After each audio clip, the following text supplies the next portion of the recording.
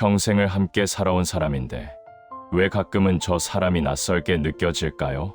같은 밥상에서 밥을 먹고 같은 이불 아래에서 잠을 자면서도 문득문득 마음이 멀게 느껴지는 순간들이 있지 않으셨나요?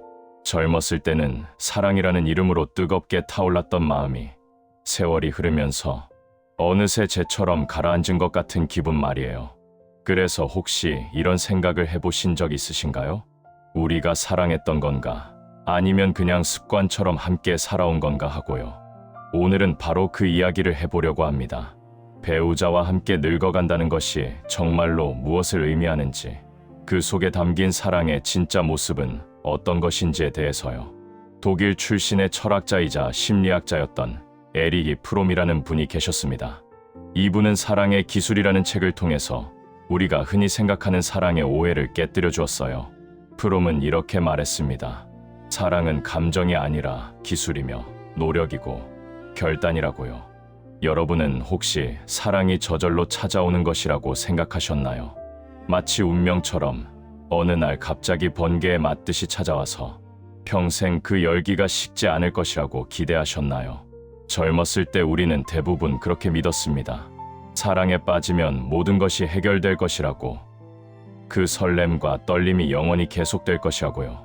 하지만 세월이 흐르면서 우리는 알게 됩니다. 사랑에 빠지는 것과 사랑 안에 머무르는 것은 전혀 다른 일이라는 거요. 에릭 프롬은 이런 착각을 정확하게 짚어주었습니다. 사람들은 사랑하는 방법을 배우려 하지 않고 사랑받을 만한 대상을 찾는 데만 몰두한다고요.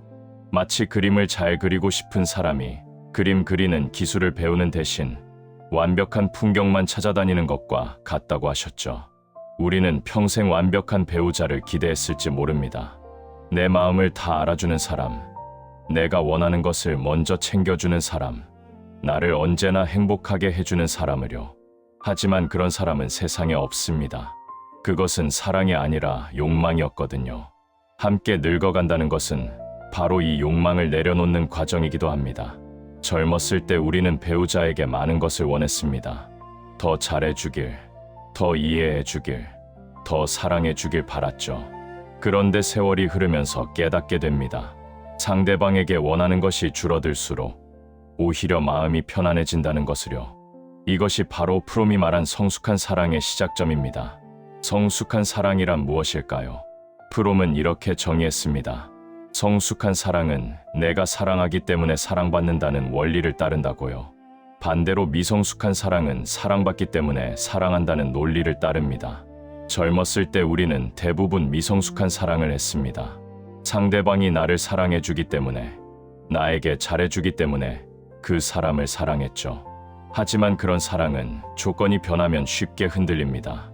상대방이 예전만큼 잘해주지 않으면 사랑도 함께 식어버리니까요. 그런데 함께 늙어가면서 우리는 다른 종류의 사랑을 배우게 됩니다. 상대방이 어떻게 하든 내가 먼저 사랑하겠다는 결심 말이에요. 이것은 감정이 아니라 의지입니다. 프롬의 표현을 빌리자면 사랑은 능동적인 활동이지 수동적인 감정이 아니라는 것이죠. 사랑은 무언가에 빠지는 것이 아니라 무언가 안에 서 있기로 결단하는 것입니다. 여러분의 배우자를 한번 떠올려 보세요. 수십 년을 함께 살아오면서 그 사람의 단점을 모르시는 분은 안 계실 거예요. 잔소리가 많다거나 고집이 세다거나 정리정돈을 못한다거나 말을 함부로 한다거나 하는 것들이요. 젊었을 때는 그런 단점들이 너무나 눈에 거슬렸습니다. 왜 저러는지 이해할 수 없었고 화가 났고 실망했었죠. 그런데 오래 살다 보니 어느 순간 깨닫게 됩니다. 그 단점들이 사라지지 않았는데도 마음이 예전보다 편안해졌다는 것을요.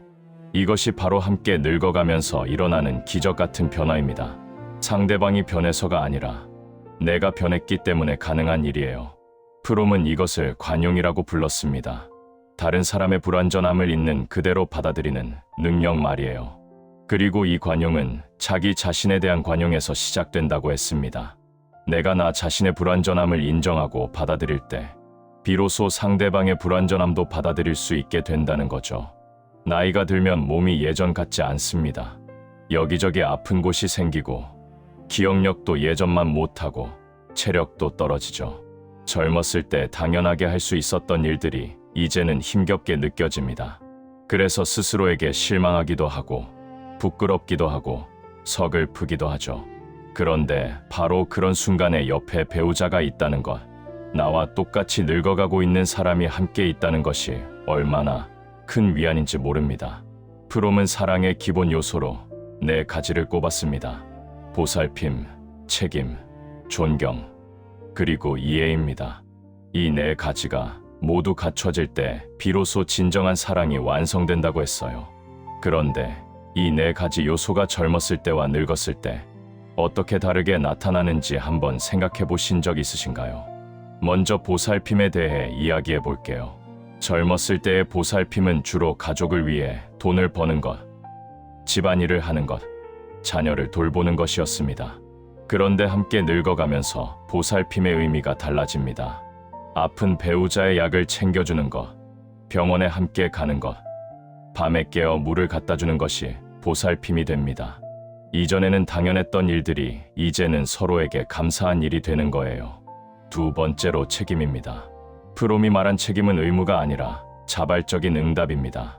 상대방의 필요에 기꺼이 응답하겠다는 마음이죠. 젊었을 때는 이 책임이 무거운 짐처럼 느껴졌을 수도 있습니다. 가장으로서, 아내로서, 부모로서 해야 할 일들이 너무 많았으니까요. 하지만 함께 늙어가면서 이 책임은 다른 의미를 갖게 됩니다. 이제는 서로가 서로에게 마지막 남은 가장 가까운 사람이 되었기 때문이에요. 자녀들은 각자의 삶을 살고 친구들도 하나둘 떠나가고 결국 남는 것은 옆에 있는 이 한 사람입니다. 세 번째는 존경입니다. 프롬은 존경을 상대방을 있는 그대로 보고 그 고유함을 인식하는 능력이라고 정의했습니다. 소유하거나 지배하려 하지 않고 그 사람이 자기 자신의 방식대로 성장하도록 내버려두는 것이죠. 오랜 세월 함께 살면서 우리는 배우자를 내 소유물처럼 여겼을 수도 있습니다. 내 뜻대로 바꾸려 했고 내가 원하는 모습이 되어주길 기대했죠. 하지만 함께 늙어가면서 깨닫게 됩니다. 이 사람은 처음부터 끝까지 나와는 다른 한 인간이었다는 것을요. 그리고 바로 그 다름을 인정할 때 진정한 존경이 시작됩니다. 마지막으로 이해입니다. 프롬이 말한 이해는 그냥 상대방의 말을 듣고 아는 것이 아닙니다. 상대방의 입장에서 세상을 바라보는 능력입니다. 수십 년을 함께 살았는데도 배우자가 왜 그렇게 행동하는지 이해하지 못할 때가 있습니다. 왜 저런 것에 화를 내는지, 왜 저런 것을 좋아하는지, 왜 저렇게 생각하는지 도무지 이해가 안 되죠. 그런데 함께 늙어가면서 우리는 배우게 됩니다. 이해한다는 것은 상대방의 모든 것을 아는 것이 아니라 상대방에게 여전히 나도 모르는 깊은 내면이 있다는 것을 인정하는 것이라는 거요. 에리 프롬은 이렇게도 말했습니다. 사랑한다는 것은 결국 함께 같은 방향을 바라보는 것이라고요. 젊었을 때 우리는 서로를 바라보느라 바빴습니다. 상대방의 눈을 보고, 상대방의 얼굴을 보고, 상대방의 모습에 빠져들었죠. 그런데 함께 늙어가면서 시선이 달라집니다. 이제는 서로를 마주보는 것보다 나란히 앉아서 같은 방향을 바라보는 시간이 더 많아집니다. 해 지는 노을을 함께 보고 손주들이 뛰어노는 모습을 함께 보고 창밖으로 내리는 비를 함께 바라보죠. 어쩌면 그것이 함께 늙어간다는 것에 진짜 의미일지도 모릅니다. 뜨겁게 서로를 바라보던 시선이 어느새 같은 방향을 향해 나란히 놓이는 것 말이에요. 거기에는 젊었을 때의 열정은 없을지 모릅니다. 심장이 뛰고 가슴이 설레는 그런 감정은 이미 오래전에 사라졌을 수도 있어요. 하지만 그 자리에 다른 무언가가 들어섭니다. 프롬은 그것을 평화로운 사랑이라고 불렀습니다. 물결이 잔잔하고 깊은 호수와 같은 사랑이요. 우리 사회는 늙어감을 좋지 않은 것으로 여기는 경향이 있습니다. 젊음을 잃는 것, 아름다움을 잃는 것, 능력을 잃는 것으로 생각하죠. 하지만 프롬의 관점에서 보면 늙어감은 오히려 성숙한 사랑을 배울 수 있는 기회입니다. 젊었을 때는 욕망이 너무 강해서 사랑을 제대로 볼 수 없었어요. 상대방을 소유하려 했고, 내 기대에 맞추려 했고, 내 욕구를 충족시켜주길 원했죠. 하지만 늙어가면서 그 욕망들이 조금씩 잦아듭니다. 그리고 그때서야 비로소 사랑의 진짜 모습이 눈에 들어오기 시작합니다. 적게 원할수록 더 많은 것을 얻게 된다는 역설을 아시나요? 젊었을 때 우리는 배우자에게 정말 많은 것을 원했습니다. 나를 행복하게 해달라. 내 외로움을 달래달라. 내 상처를 치유해달라. 내 꿈을 이뤄달라고 요구했죠. 하지만 상대방도 자기 짐을 지고 가기에 바쁜 불완전한 인간이었습니다. 내가 원하는 것을 다 채워줄 수 없는 사람이었어요. 그래서 우리는 실망했고 원망했고 때로는 사랑이 식었다고 생각했습니다. 그런데 함께 늙어가면서 원하는 것이 줄어들수록 오히려 얻는 것이 많아진다는 것을 알게 됩니다. 배우자가 완벽하지 않아도 괜찮습니다. 내가 원하는 모든 것을 해주지 않아도 괜찮습니다. 그냥 거기에 있어주는 것만으로도 충분합니다. 아침에 눈을 떴을 때 옆에 누워있는 것, 밥을 먹을 때 건너편에 앉아있는 것, 저녁에 TV를 볼 때 나란히 있는 것, 그것만으로도 감사하게 됩니다. 이것이 바로 욕망의 소멸에서 오는 행복입니다. 프롬은 사랑이 기술이라면 연습이 필요하다고 했습니다. 피아노를 잘 치려면 매일 연습해야 하듯이 사랑도 매일 연습해야 한다고요. 함께 늙어간다는 것은 그 연습을 수십 년 동안 해온 것입니다. 처음에는 서툴렀어요.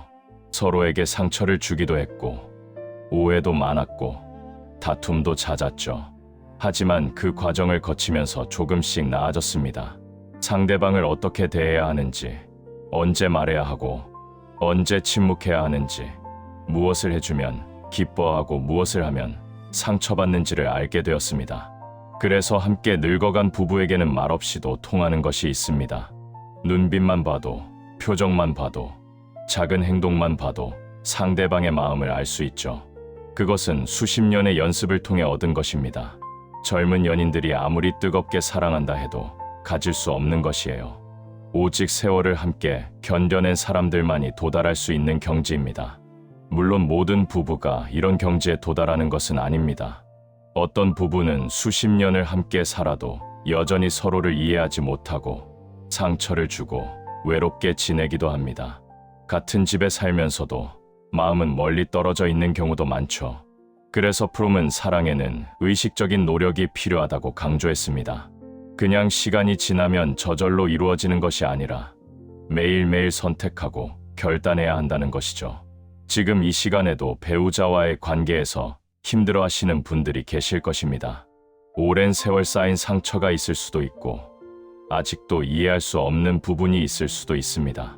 서로 다른 곳을 바라보며 살아온 것 같은 허무함이 있을 수도 있어요. 그런 분들께 프롬의 말씀을 전해드리고 싶습니다. 사랑은 완벽한 사람을 찾는 것이 아니라 불완전한 사람을 완전하게 바라보는 것이라고요. 여러분의 배우자가 완벽하지 않다는 것을 아십니다. 하지만 여러분도 완벽하지 않으시다는 것을 아시죠? 두 불완전한 사람이 불완전한 채로 함께 살아가는 것, 그것이 바로 결혼이고 사랑입니다. 그리고 그 불완전함을 서로 인정하고 받아들일 때 비로소 완전한 사랑에 가까워질 수 있습니다. 프롬은 현대인들이 사랑에 실패하는 가장 큰 이유는 사랑을 대상의 문제로 보기 때문이라고 했습니다. 누구를 사랑하느냐에 집중하지 어떻게 사랑하느냐에는 관심이 없다는 것이죠. 결혼 생활이 행복하지 않으면 상대방을 탓합니다.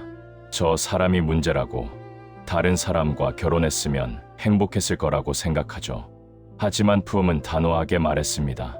누구와 결혼하든 사랑하는 방법을 모르면 결과는 같다고요. 함께 늙어간다는 것은 그래서 선택의 문제입니다. 이 사람과 끝까지 함께 가겠다는 결단입니다. 그 결단에는 조건이 없습니다. 상대방이 어떻게 하든 내가 먼저 사랑하겠다는 무조건적인 선택이죠. 그것이 어렵다고요. 물론 어렵습니다. 프롬도 인정했습니다. 사랑은 쉬운 일이 아니라고요. 하지만 우리 인생에서 정말로 가치 있는 일 중에 쉬운 것이 있었나요? 자녀를 키우는 일도, 사업을 일으키는 일도, 건강을 유지하는 일도 모두 어려웠습니다. 사랑도 마찬가지입니다. 에리 프롬은 사랑은 자유의 자녀라고도 했습니다. 진정한 사랑은 구속이 아니라 해방이라는 뜻이에요. 상대방을 내 뜻대로 바꾸려 하는 것은 사랑이 아닙니다. 상대방이 있는 그대로의 모습으로 자유롭게 존재하도록 내버려두는 것, 그것이 사랑입니다. 함께 늙어가면서 우리는 이 자유를 배웁니다. 젊었을 때는 배우자를 통제하려 했습니다. 어디 가고 누굴 만나고 무엇을 하는지 알고 싶어 했죠.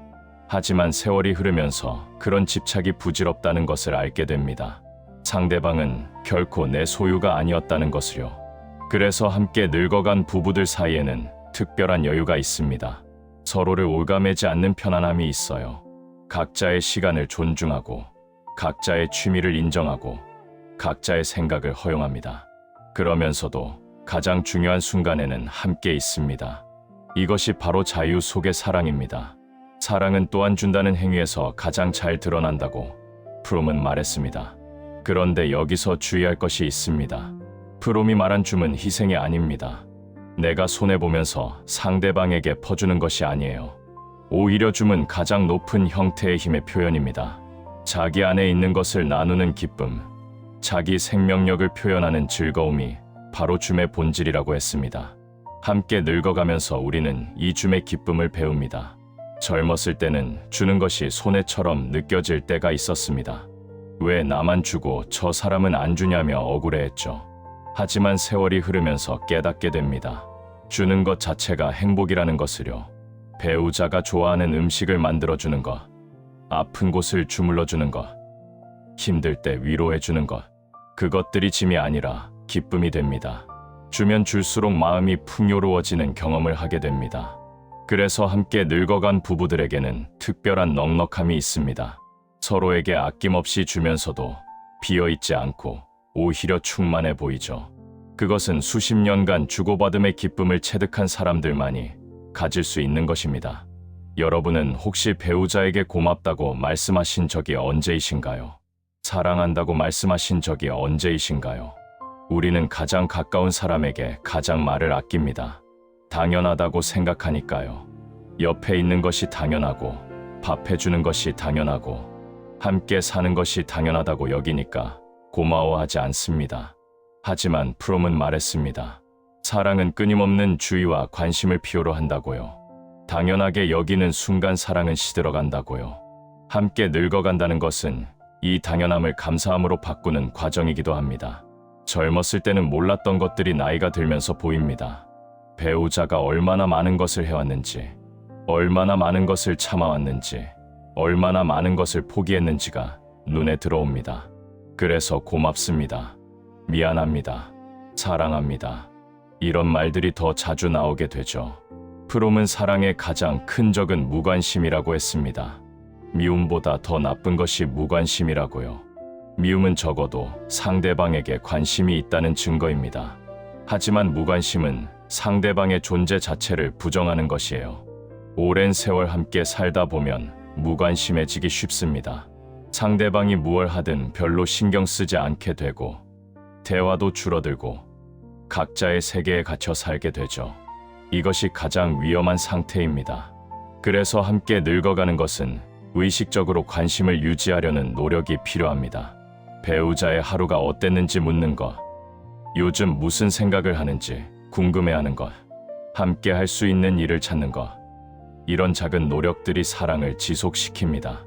에리 프롬은 고독에 대해서도 이야기했습니다. 현대인들은 고독을 두려워해서 누군가와 함께 있으려 한다고요. 하지만 진정한 사랑은 고독에서 시작된다고 했습니다. 자기 자신과 제대로 함께 있을 수 있는 사람만이 다른 사람과도 제대로 함께 있을 수 있다는 것이죠. 혼자 있는 것을 두려워하면서 배우자에게 매달리는 것은 사랑이 아닙니다. 그것은 의존입니다. 함께 늙어가면서 우리는 건강한 홀로 있음을 배웁니다.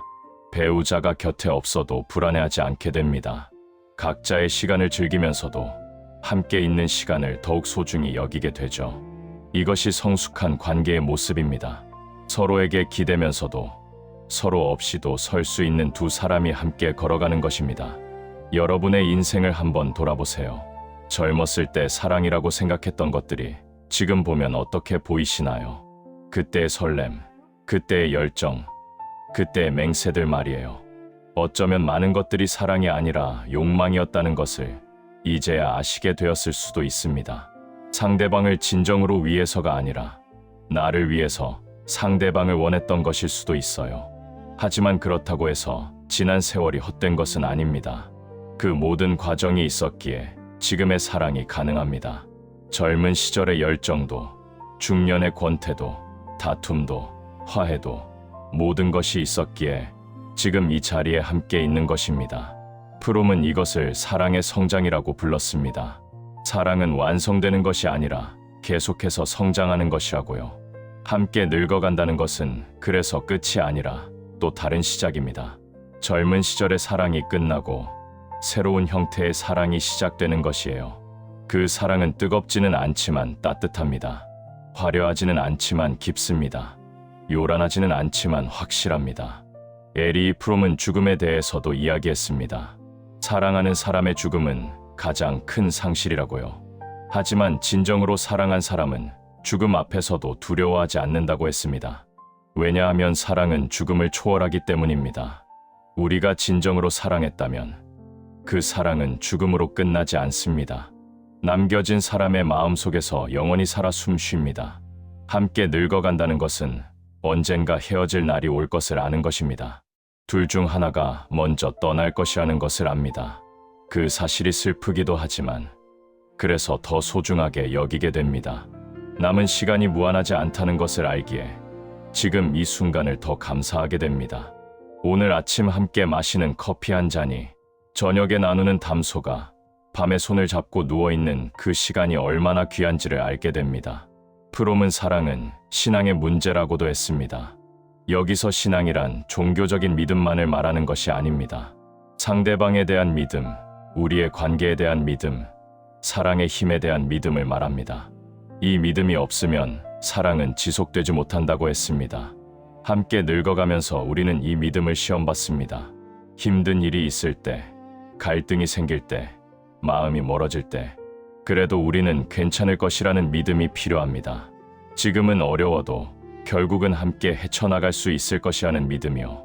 그 믿음이 있을 때 어떤 어려움도 이겨낼 수 있습니다.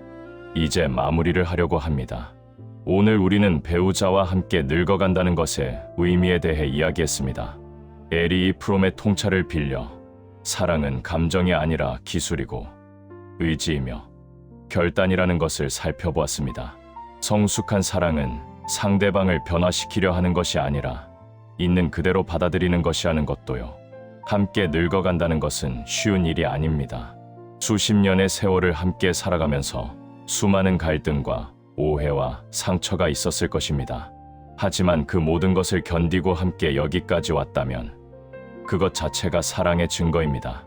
완벽하지 않아도 괜찮습니다. 서로에게 상처를 준 적이 있어도 괜찮습니다. 중요한 것은 지금 이 순간 여전히 함께 있다는 것입니다.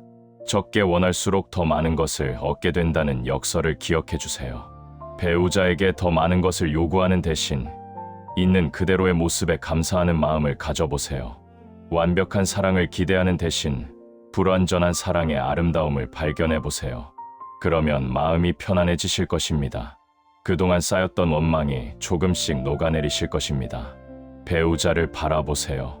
그 주름진 얼굴, 흰 머리카락, 굽은 등을 보세요. 그것은 세월의 흔적입니다. 여러분과 함께 살아온 세월의 증거입니다. 그 모습이 아름답습니다. 젊었을 때의 미모보다 늙어가는 그 모습이 더 사랑스럽습니다. 왜냐하면 그 속에는 함께 살아온 모든 시간이 담겨 있기 때문입니다. 에리히 프롬은 말했습니다. 사랑은 우리가 세상에서 경험할 수 있는 가장 높은 가치라고요. 돈도, 명예도, 권력도 사랑 앞에서는 무의미합니다. 그리고 그 사랑을 가장 깊이 경험할 수 있는 관계가 바로 배우자와의 관계입니다. 평생을 함께 살아가는 단 한 사람과의 관계 말이에요. 여러분은 이미 그 귀한 관계를 가지고 계십니다. 지금 옆에 있는 그 사람, 오랜 세월 함께 살아온 그 사람이 바로 여러분의 가장 큰 축복입니다. 완벽하지 않아도 서로에게 상처를 준 적이 있어도 함께 늙어가고 있다는 것 자체가 기적입니다. 그 기적에 감사하시길 바랍니다. 오늘 하루 배우자에게 한마디 해보시는 것은 어떨까요? 고맙다고, 사랑한다고, 함께 늙어가서 좋다고요. 그 한마디가 어색할 수도 있습니다. 그동안 그런 말을 잘 안 해왔으니까요. 하지만 그 어색함을 넘어서 보세요. 말로 표현되지 않은 사랑은 희미해지기 쉽습니다. 말로 표현할 때 그 사랑이 더 분명해지고 단단해집니다. 함께 늙어간다는 것, 그것은 사랑의 완성입니다. 젊은 시절의 뜨거운 사랑이 세월을 거치며 변화하고 성숙해져서 마침내 잔잔하고 깊은 사랑에 도달하는 것입니다. 여러분은 이미 그 길 위에 계십니다. 앞으로도 그 길을 함께 걸어가시길 바랍니다. 손을 잡고 어깨를 나란히 하고 같은 방향을 바라보며요. 행복은 욕망의 충족이 아니라 욕망의 소멸에서 온다고 했습니다. 배우자에게 더 이상 아무것도 바라지 않을 때 역설적으로 모든 것을 얻게 됩니다. 그 경지에 이르시길 진심으로 바랍니다. 지금 이 순간 함께 계신 그 분과 함께요. 오늘 이 이야기가 여러분의 마음에 작은 울림이 되었으면 좋겠습니다. 오랜 세월 함께 살아온 배우자를 새로운 눈으로 바라보시게 되었으면 좋겠습니다. 그리고 앞으로 남은 시간 동안 더 깊은 사랑을 나누시게 되었으면 좋겠습니다. 함께 늙어간다는 것은 아름다운 일입니다. 그 아름다움을 느끼실 수 있기를 바랍니다. 끝까지 함께 해주셔서 감사합니다.